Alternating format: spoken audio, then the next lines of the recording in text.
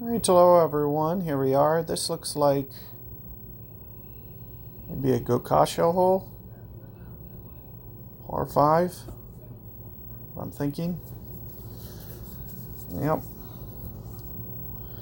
Oh, that is a tricky wind. So typically with this wind, the best advice is to just go out here straight, try to just thread it through here. Also with power 4 balls, it's going to make that just a little bit easier.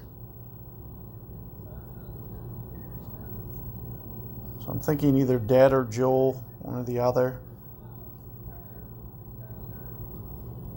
Thinking of playing this wind effect so you can see with kind of where that I'm aiming. 9 rings. With a great ball, let's hope that this holds on.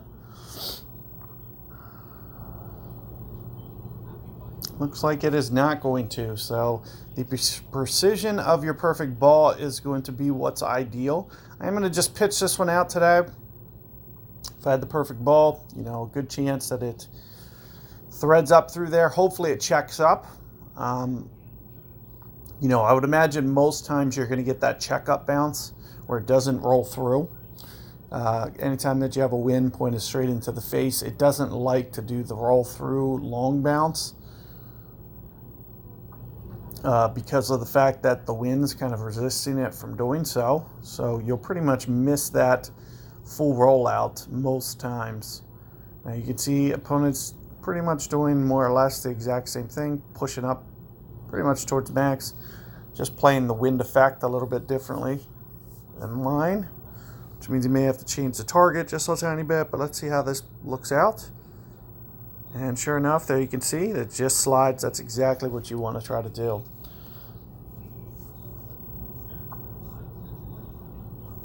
So I'm going to just pitch mine out today so we can at least discuss this shot. This is where you ideally are going to be. It's just sliding it up close to the back end of this rough up here. The longer you get it, the more easy the second shot will be. Typically what we want to do is we want to land on this edge and get it to essentially curl back over. It's very tough to even pull this shot off.